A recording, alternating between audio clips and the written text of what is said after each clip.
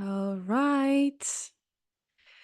Welcome to the first webinar from ASEA. And today we will be talking about how and why to involve stakeholders in your sustainability strategy and how to do it from the conscious business perspective, from the lens of the conscious business practices. Okay. And before we jump into the topic, I wanted to present the project because it's a new one, just to let you know a little bit more about what ASEA is. It's essentially a startup, a conscious startup that offers training, workshops, consulting services, and travel experience that are all anchored in sustainability, mindfulness, and transformation. And so why I say that it's a conscious startup is because I'm always trying to practice what I preach, and also myself within ASEA stick to the conscious business practices. As I said, we offer training programs. Currently, we have the one about creating impact through inner development. It's called Inner and Outer Business Compass. And in that program, we are looking at 3 levels of the business, starting with the inner one. So I coming through self-awareness, emotional intelligence, value setting, and going into the us, the community, looking at the team dynamics, how people are working together, how their values can be aligned so that they can come together and create a bigger impact. And from there, they're going into the third level, which is the world, where the team, the business is brainstorming, coming with a new idea or pushing forward the existing project that has an impact, a positive impact on the world. And then soon there will be a new training program on mindfulness-based sustainability transformation. Apart from that, I offer workshops and consultancy in different areas of sustainability, mindfulness, transformation, different topics, as you can see here, from conscious business to mindfulness and work, to neurodiversity, inclusivity, and value-based business growth, and the travel experiences, as I mentioned before. Right now, I have 2 travel experiences that are designed with local partners, local experts that are also very much committed to conscious business practices and sustainability. The first one is Self-Quest and Abadic Wisdom in Kyrgyzstan, and the second one is Peace and Transformation in India, Himalayas. Both are very beautiful trips that combine the responsible tourism practices and the inner work. So we will be also having coaching sessions, individual and group practices, while exploring the destination in a mindful and sustainable way. All right. So our commitments, we are on a mission to support businesses and individuals behind them in creating and expanding a positive impact on the planet, people, profit, of course, through inner development and transformation. And that was a little intro about ASEA. So without further ado, let's get into the agenda for today. So after a short introduction into the topic, we will be talking about who are the stakeholders. And then from there, we will look at the connection between the stakeholders' engagement and sustainability. We'll go through some basis of the conscious business model, look at the sustainability strategy in ECG reporting and what place the stakeholder integration has there. And then we will jump into the more practical parts to talk about how to engage stakeholders, what are the stakeholder integration tools out there that are simple and easy to use, and we'll look at some best practices. I have a few nice stories to share, and at the end, we'll hopefully have some time for the Q&A and for the discussion, because I know that you also have very nice expertise, and hopefully you will also be able to share a few stories with us. So the introduction, basically why this topic is because the originally business practices are centered on the profit generation, but now we can see that with the development of sustainability, with the impact, businesses obtain more and more awareness in their practices. And when it comes to stakeholder integration, it's all about expanding the impact and making a business a tool for positive society and world transformation. And this is why I placed this inspiring quote from John Mackey. We will talk about him a little bit later. He's the founder of Whole Foods and the father of the conscious capitalism model. And I find what he says really inspiring because, in his words, business is a true tool to uplift the communities and make an impact on the world beyond just making a profit. Okay, so who are the stakeholders? I'm sure you already know, but just as a reminder, stakeholder is any individual party that has an interest in the organization and can either impact or be impacted by the business. There are many different stakeholders here. I identified 6 of them, starting with the employees and then the customers, suppliers, investors, and also 2 stakeholders, that so-called silent stakeholders, because they're not usually present at the table during the business meetings, but their opinion should also be taken into account. And this is society and environment. This is extremely important for the sustainability practices of an organization. Okay, so as I said, we will be looking at the stakeholder integration from the conscious business practices perspective. And the main framework here that I will be talking about is the conscious business model. That is based on the conscious capitalism philosophy created by John Mackey, that I already mentioned, and Raj Sisodia, the professor of marketing and business development. And this philosophy advocates for ethical business practices that benefit all stakeholders while still pursuing the profit. And it is based on 4 principles. First one being the purpose, as you can see here. Higher purpose, as it's called originally, that means the meaning, the deeper meaning behind the business, the big why of the business, why they are doing what they're doing beyond just making a profit. And then after that, we have the conscious cultures, the ethos of the business, the values, the principle, the practices, the environment, the ambience of the company. Then we also have the leadership pillar, which implies conscious leaders that are supportive to the business higher purpose, to their values, and they are willing to contribute to the conscious business practices. And last but not the least, we have stakeholder integration. And actually, this pillar is like a silver lining in the whole model, because the whole idea, the whole philosophy of the conscious capitalism is about striving for the win-win outcomes for all the stakeholders. So this pillar encompasses the whole model. And this is the pillar that we will be talking about today. From my side, I also added one more pillar to the framework that I'm using at ASEA, and that is sustainability and impact.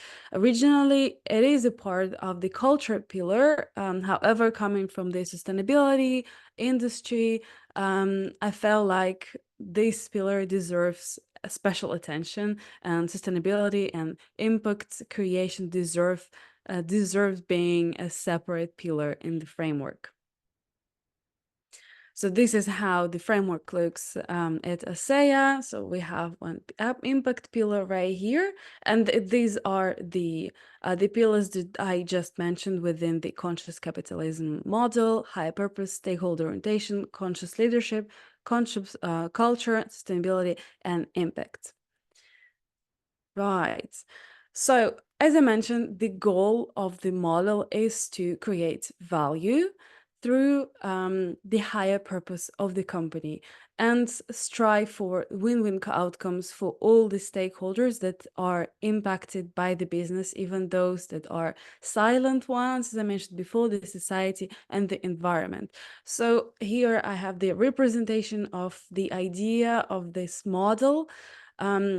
When we're looking at the impact that is created from the by the business within the conscious capitalism model, we want this impact to be created right from the core, right from the higher purpose, from the values that the business is standing on, and coming through the whole ecosystem, through the leadership level, the culture, the community with all the stakeholders, and right straight up into the world, so that the impact is has its roots in the higher purpose of the company and its values.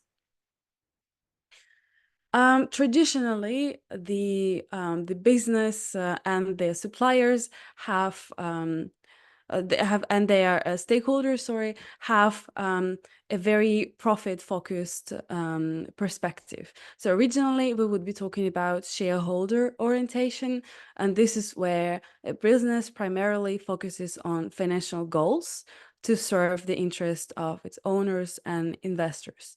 And today, we're talking about a more conscious, a more open perspective, which can be called stakeholder orientation, where business strives to include all of the stakeholders into its impact and value creation.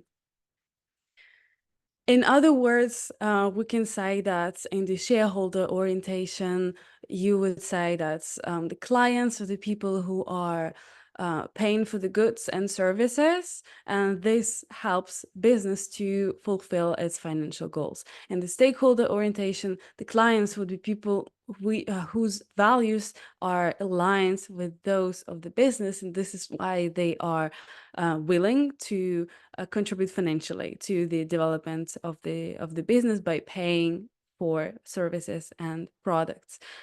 For the investors and the shareholder orientation, there would be investors would be people who are contributing financial funds to the business because they see that opportunity, and they expect financial outcomes on their investments. In the stakeholder orientation, investors would be beings whose values are aligned with the values of the business, and this is why they are ready to invest their funds into the business development. The employees in the traditional shareholder orientation, employees would be people who are working for the company to satisfy the financial goals. And the stakeholder orientation, again, the employees would be the beings who are willing to contribute their skills, their expertise, their time, most importantly, because their values are in line with the values of the business, and they see meaning in what they are doing. And this is why they are ready to stay with the business and create and help co-create this value and bring it into the world. And the suppliers in the traditional version, suppliers would be organizations or individuals that the business buys services or products from to create the final product, final service, again to satisfy the financial objectives. And in the stakeholder orientations, suppliers are chosen mindfully, based on the values again, and their opinion and their needs and their interests are also taken into account in the business growth strategy. All right, so let's talk about sustainability more closely. Where do stakeholders sit in the sustainability strategy? I'm sure you also know, but again, as a reminder, sustainability strategy is a long-term plan that a company or organization creates to operate in a way that is socially, environmentally, and economically sustainable. Sustainability strategy can be one big document. It can be also a collection of separate documents. It can be written on different platforms and different tools. However, it should contain a few key elements, starting with the vision and the goal. So for our sustainability strategy, we need to understand why we're doing that and where we're going with this strategy and identify our goals. By creating this strategy. Next, we need to conduct a materiality assessment, which is basically the analysis of the main pain points of the business when it comes to sustainable development, where the business is falling short and where it can create the biggest impact. If I give you an example, let's say a food and beverage company, for them, while conducting a materiality assessment, they might see that their most critical, most material areas that they need to focus on are waste management, because food and beverage industry is known for its huge waste generation, but also that would be sustainable sourcing, sustainable purchasing. So they need to make sure that the products that they supply for their final products, they are sourced sustainably, they're made by local farmers, they come in biodegradable or recyclable packaging, etc., etc. That the packaging also comes to the waste management. And next, once we have identified these areas that we need to focus on, we need to understand how to engage our stakeholders. Let me just move it down here. Okay. Yep. All right. So, yeah, stakeholder engagement comes next, because in order to understand how to tackle these issues that we have identified, we need to see what are the people that are also involved in those areas. For example, for the food and beverage company that I just mentioned, in the area of sustainable sourcing, that would be their local suppliers, for example, the farmers that they buy fruits and vegetables from. And in order to create visible actions to tackle those issues, they need to talk to their stakeholders, understand their perspective, and gain their insights in order to move forward. And once they have collected this data, they can make a report on the outcomes of this research and create an action plan to move forward. And once the report and the action plan are ready, it doesn't stop there, because we need the continuous process of monitoring and improvement, so that our sustainability is becoming bigger and bigger. Our impact is becoming bigger and bigger, because sustainability is not a destination, but it's a long-term process. And I would even say that I believe there is no fully sustainable company, because in the end, we always have some blank spots that we still need to work on. However, there might be a fully conscious company, a company that understands where they're falling short, that is ready and not afraid to admit its failures and admit that there is still something that they need to work on.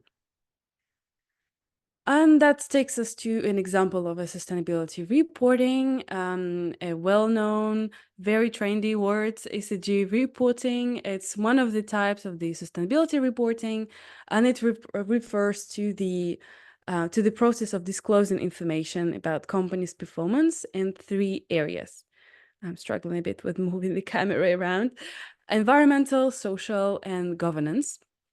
Environmental refers to anything you can imagine about the impact on the environment. So it's climate change, greenhouse emissions, renewable energy, energy use, water use, waste management, biodiversity conservation, etc. Then we have the social aspect, which includes the diversity, inclusion, health and safety, human rights, child labor, anti-exploitation policies, employee engagement, etc., etc. And finally, we have the governance, which is practically everything that is related to the management. That includes the board composition, how big of a salary executive receive in the business, the ethics of the company, their anti-bribery, anti-corruption policies, political contributions, and so on. So how the reporting works, quite similar to what I explained in the sustainability strategy. We need to identify the goals and the scope of our reporting, conduct the materiality assessments to see what we need to focus on, engage the stakeholders, go there and talk to them and gather information that is valuable for the sustainability reporting, collect data, develop report, publish it, review, maybe have a third party review and assure the report, and lastly monitor and constantly update the reporting. There are so many tools right now on the ECG reporting out there, just a million of platforms and websites that offer different solutions for the ECG reporting, because the ECG standards are quite widespread. There are so many ESG standards out there, and these tools are great because they make it more easy to grasp and comprehensible. So I just added an example from EcoVadis, one of the platforms that offers a solution for ESG reporting. And why I added here is to show how much of a stakeholder engagement is required for the ESG reporting. So if we look at the list of the criteria, there are at least 5 areas where we need to engage our stakeholders. So we are talking about customer health and safety, employee health and safety, external stakeholder human rights, supply environmental practices, supply social practices. So it is absolutely clear that to write the ESG reporting, we need to go out there and open the conversation, ask questions to our stakeholders and help them as well implement environmental and social practices. And I added the example from Travel Life, the certification program for the travel companies that I'm working with a lot as a Travel Life, as a sustainability coach. And the tourism industry is also quite specific when it comes to stakeholder integration, because in the example of Travel Life, the standard, the certification is exclusively for tour operators and travel agencies. And according to the Travel Life philosophy, tour operators and travel agencies, they have a big power, big influential power to determine which way the tourism will go and how it will develop. Why? Because tour operators, travel agencies, they are standing right between the customer, the traveler, who will eventually go to the destination and go on a tour, and the destination itself, and the suppliers that are locally based, and the guides, and etc., etc. So the tour operator and travel agency can be some kind of a garden, a shield, a filter to only promote and encourage responsible tourism practices. And here I also inserted an example of a Travel Life standard, which has a lot of criteria, a lot of requirements about stakeholder engagement as well. This is pretty much half of the reports, and maybe even a bit more. As you can see, Travel Life requires the companies to talk to their partner agencies, transport providers, accommodation providers, activity providers, tour leaders and guides, destinations, and the customers as well. So it's pretty clear that stakeholder integration is huge and it's everywhere, but how do we actually engage the suppliers in our sustainability strategy? So there are a few solutions that I suggest here. All of them are quite easy to implement. And what I recommend is to start with stakeholder mapping to understand who are those stakeholders, and also to categorize them, to create categories of different stakeholders, and then put specific people, specific organizations under those categories. And you can do it also in a visual way to create a map on one of those platforms, Canva, Notion, whatever you prefer, so that you have a visual representation of the ecosystem of the business.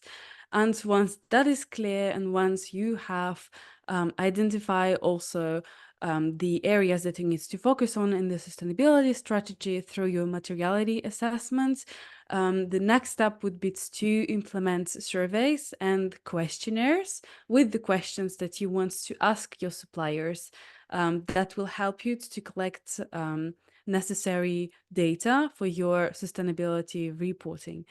And for the questions, I put a few examples here, what you might ask your stakeholders.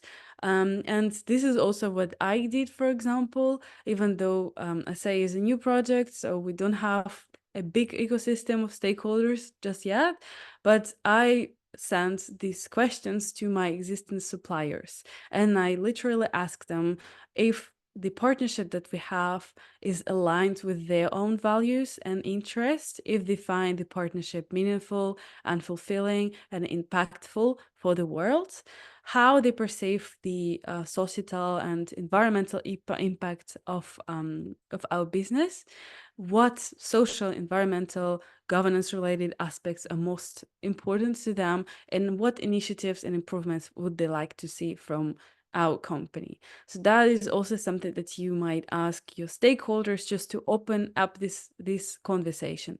And then based on the areas that where you need to collect data, you can, of course, include area-specific questions in the, for example, in the local sourcing, that would be in the example of the food and beverage company that I brought up just a few slides ago, that would be a question about whether those local farmers are using pesticides and different substances for their crops, whether they are whether they are practicing in permaculture techniques to also preserve the land, to contribute to biodiversity conservation, etc., etc.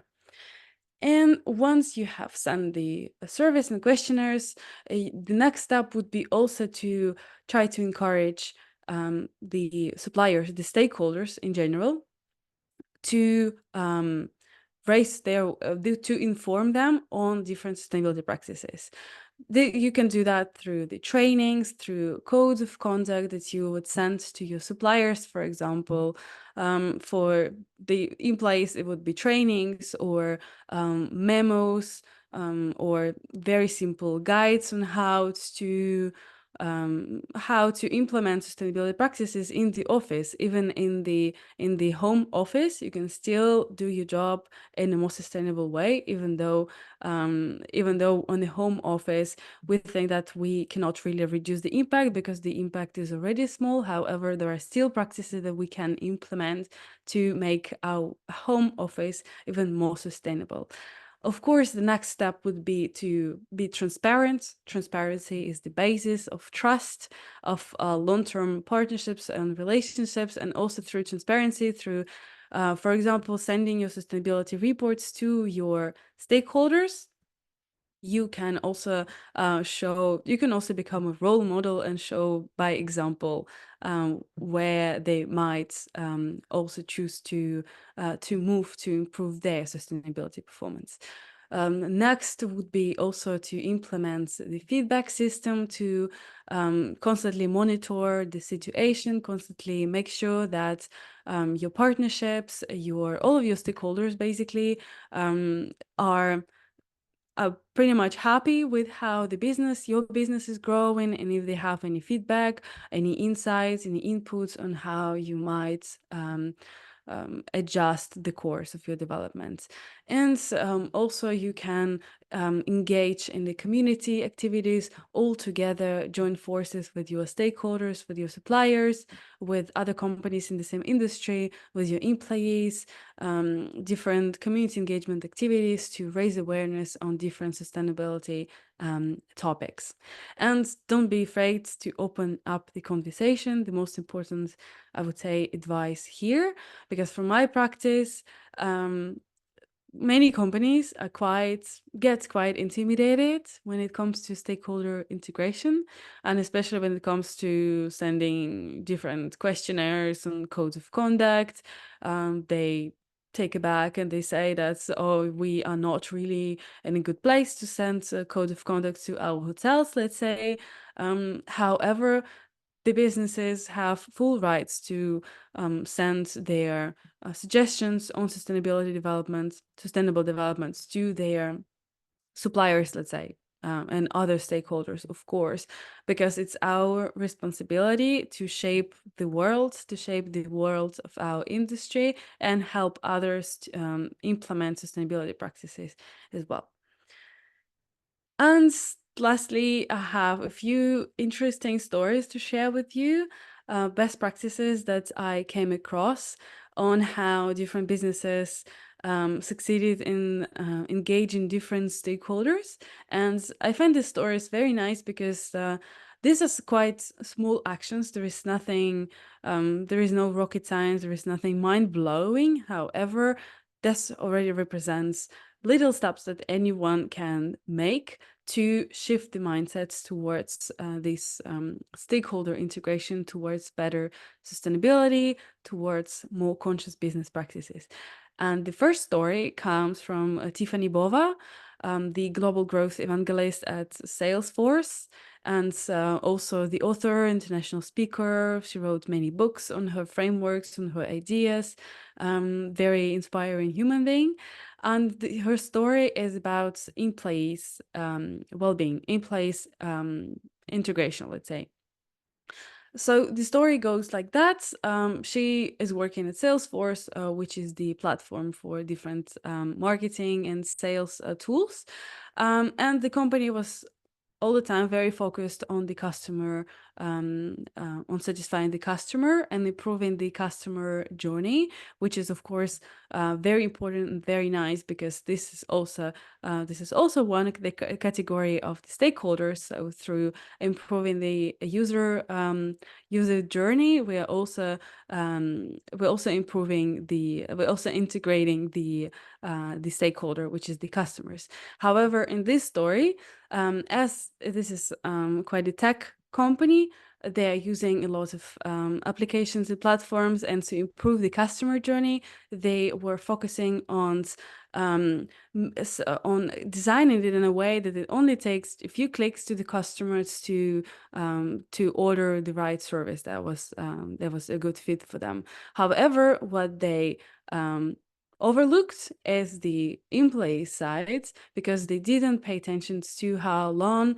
how much time will it take to the employee to go and look up this order, contact the client, etc. So while customers were able to complete what they needed in just a few clicks, for the employees, it still was taking them going back and forth between different sections, between different platforms, and it was very frustrating. And at some point, the company realized that, and they started talking to their employees and literally asking them how we can do better, what we can change to make your work easier and smoother. And in the long term, it created, of course, a better employee engagement and employee satisfaction. And yeah, I like her quote right here that says that employees who feel more valued, regardless of their role within the company, will care more about the customer, the company, and therefore their quality of work and productivity. And the next story comes from Victor Cho, former CEO and current board member of Evite. Evite is the platform of online invitation cards, like the one that you can see here. So what they do is that they offer this tool to design and customize the invitation cards. You can put the name of your events, all the details right there, and send it to your friends without actually having to print physical cards and send them to the friends. And Victor Cho is also a very inspiring, very passionate human being, and he came up with the whole framework about the fourth stakeholder, which is the society. So this is one of those silent stakeholders that companies are not very often taken into account in their business practices. And what he recommends is first to think out of box, think creatively to do more good. And his example was, instead of donating an X percentage of the business profits to a charity organization, to an NGO, what they did to contribute to the impact, to the positive impact on the society, was that they integrated the function of fundraising and donating directly into the invitation, so that people can say that to their friends, do not buy me a gift, but donate to this organization, and they could add this directly into the invitation that they send to the event. And then what else Victor Choi recommends is not to ignore second order impacts. And this is the indirect impact on the society that companies might have without actually realizing it. For example, for media companies, companies that build a lot of online presence, the second order impacts is the increased level of anxiety and depression among population, especially young people. And this is the impact that businesses not really thinking about, because, well, this was not their intention. However, we should not ignore those indirect impacts either. And what he recommends is to join forces with other companies in the industry to find solutions to on how to tackle those indirect impacts. He also suggests a tool called Impact and Responsibility Matrix, which is a very nice and visual representation of where the company can have the biggest impact among the areas they that they can influence, actually.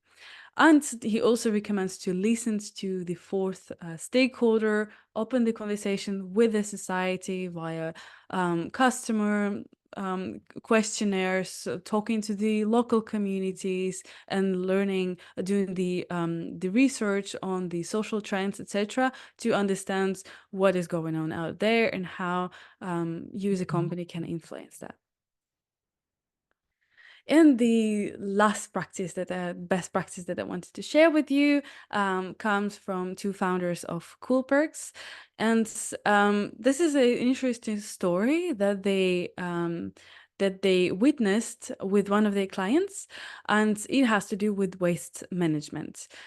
Basically, the story is about the companies that give their employees and event attendants different corporate gifts, in other words, called swag.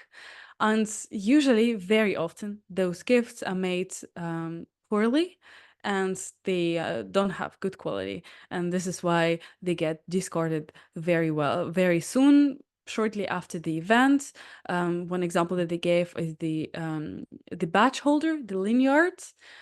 At any conference, any events, people get new lanyards, and in the end, they only use them for 2-3 days of the conference, and then they don't have anything to do with them anymore. So it goes directly to the landfill, and that creates, of course, a big amount of waste. So what they recommended is to plan in advance for those corporate gifts that businesses do not make last minute, poor quality, cheap decisions on the gifts. Second, to also ensure the consistency of information within the company. If the company already has a sustainability policy, sustainable procurement policy even, then the company should make sure that this policy goes all the way down to the procurement management that will be buying those gifts, and that they take this policy into account, that it's not a document that is just sitting in the office of the management, and none of other employees and team member know about this policy. And of course, they recommend to prioritize high quality products. Maybe there will be fewer gifts, but they will be of a better quality, because in the end, poor quality products, they also create a bad image of the brand. And so tries to find sustainable solutions. For example, with those lean yards, they suggested to find a way of not offering those badge holders at all. For example, explain at the beginning of the event that, well, we're not offering badges to people so that you can simply talk to each other in the conversation, learn about each other's job position, etc. And this way, company just doesn't offer those badge holders at all. Oh, right. So there was the examples, and before I go to the Q&A, I just wanted to share that current projects that I'm working on is to create conscious business strategy templates on the Notion platform. So that will include all of those pillars that I explained, including the stakeholder integration with different tables, with different table views, calendar views, timelines, etc., so that the company can just grab it and customize to their need, and have the conscious business strategy that they can follow. So if you're interested to learn more, or if you want to collaborate on this project, let me know. That would be my pleasure. All right, so that was it for my informational parts. So now I'm happy to open the Q&A and also to ask you if you have any stories to share on the stakeholder integration and sustainability strategy. I will be more than happy to hear your stories as well.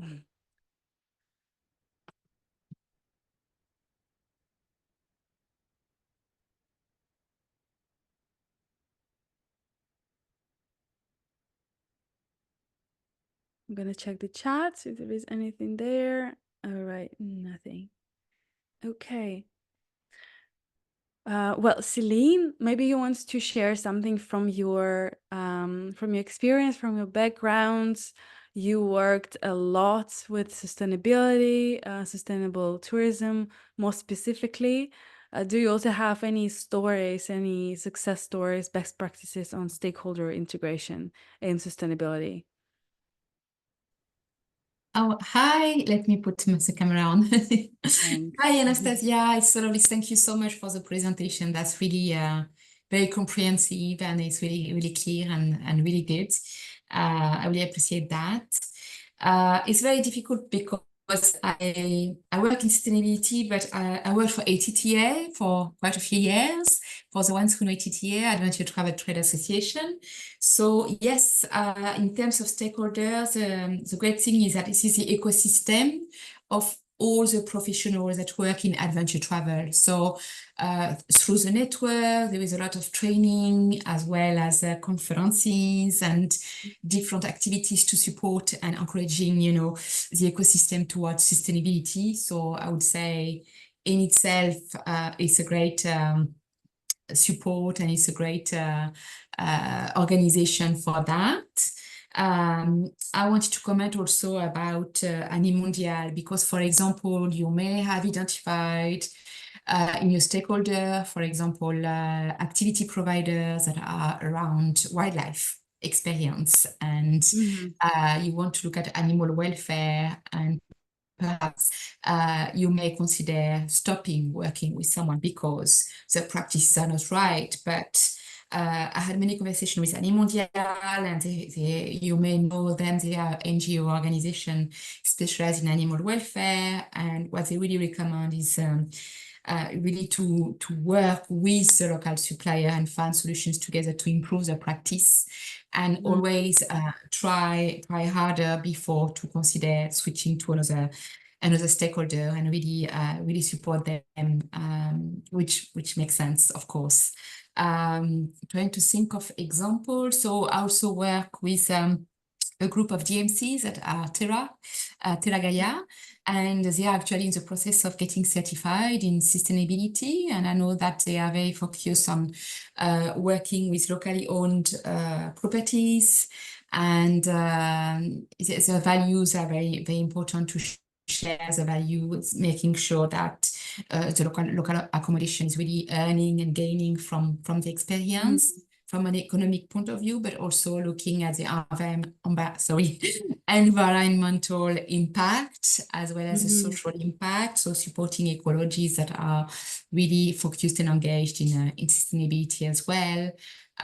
Similarly with activities and transportation to avoid domestic flights whenever there Mhm. is an alternative way of transportation. But I'm sure if you're into sustainability, you already know all of this this aspect. I'm so sorry, I don't have one typical example to share that comes to my mind, but these are just some ideas that I'm happy to share with you. I Yeah, hope that's yeah. helpful. No, that's great. Thank you so much for sharing. It's actually interesting what you mentioned about ATTA, and that you said that when, for example, the company wants to drop offering activities that includes wildlife, then ATTA recommends to think twice and actually try to first work with the local supplier before dropping them, right? And this, Exactly. yeah, this actually made me think that it comes to also the social and economical factor, especially if it's a local supplier, and to lose this company as their business partner would mean a big financial loss for them. So that is, yeah, this is very interesting actually. This topic of first trying to raise awareness and help them to improve before just saying goodbye and closing the door in the first place. Exactly. Thank you. Thank you so much, Celine. All right. So I see that we are 2 minutes over the time. So um, I would like to close this if I have. Yeah, okay. Just to share that, just to say thank you, first of all, of course, for being here, for listening to this presentation, also contributing with your inputs. I will be happy to see you at the next webinars. The one after this one will be about work desk mindfulness. We will discuss different tools and techniques on how to manage stress and overwhelm at work, especially with the home office that becomes more and more popular. So for digital nomads, etc., it's also very important to manage stress and overwhelm at work. And after that, we'll be talking about transformation through the lens of travel, how to travel with intention, and how to create impact through travels. So, on this note, thank you so much again for being here. Um, anyway, if anything comes up, any questions, any suggestions, any feedback, feel free to reach out. You have my contact details right here. And yeah, have a beautiful day. Thank you so much. Thank you very Have a much. lovely day.